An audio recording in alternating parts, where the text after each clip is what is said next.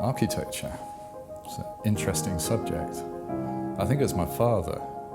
I mean, I went to school and was a pretty rubbish pupil, really.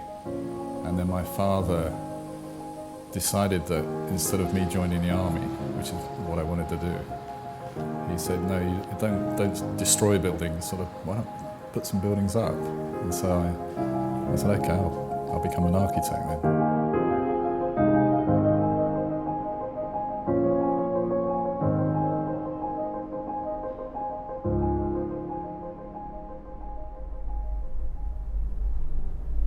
I think with this building, we had an idea of the shape pretty early on.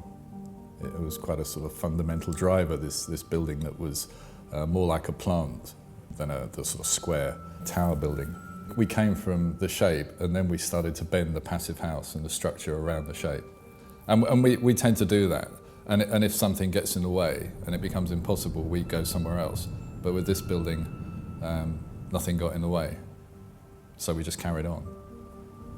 In nature, there are very few straight lines. And then, so where does a straight line come from? It's got to be a human invention. Well, it is. There'll be two people dividing up a field and put two rocks down, and there's this implied straight line that only really humans can understand. And so for me, those big cities, the form of them is synonymous with where we got it wrong. And when the opportunity came up to do this highly efficient building, it seemed nice to sort of mimic some of the forms of nature, which give it its shape, the curved nature of it.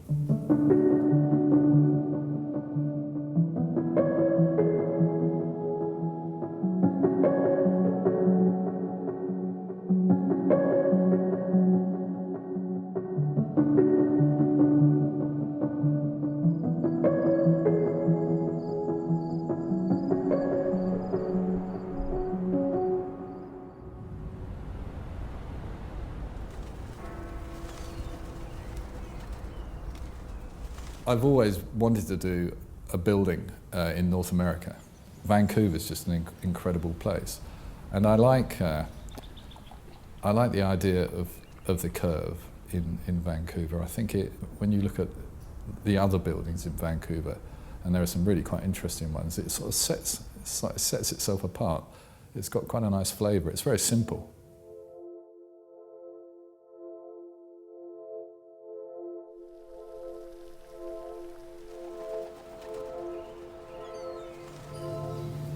We paid special attention to the silver grey colour of the aluminium because we wanted a material that reflected the surroundings in a way that took on the hues of the surroundings rather than a pure reflection like a mirrored silver would do.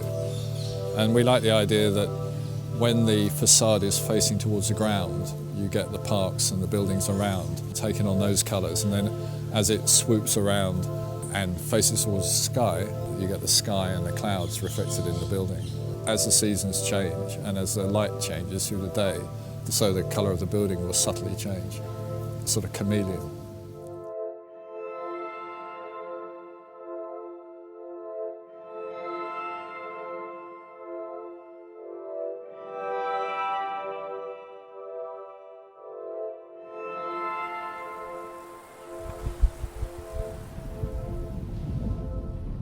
It bookends between the Burj Al Arab and then the curve at the end, and somehow, whereas Burj Al Arab was energy efficient, because we put a lot of mirrored glass in it, it wasn't designed specifically to be energy efficient, whereas the curve is a very energy efficient building, and it sort of gives it another level of credibility. I think curve will be a benchmark building. It's almost a prototype. Well, any building like this, when you're doing something that's totally new, becomes a prototype. The whole idea of saving the planet and linking that into architecture and passive houses, it's starting to drive architecture in some really interesting ways. And it's sort of given it a meaning beyond just a sort of sculptural effect.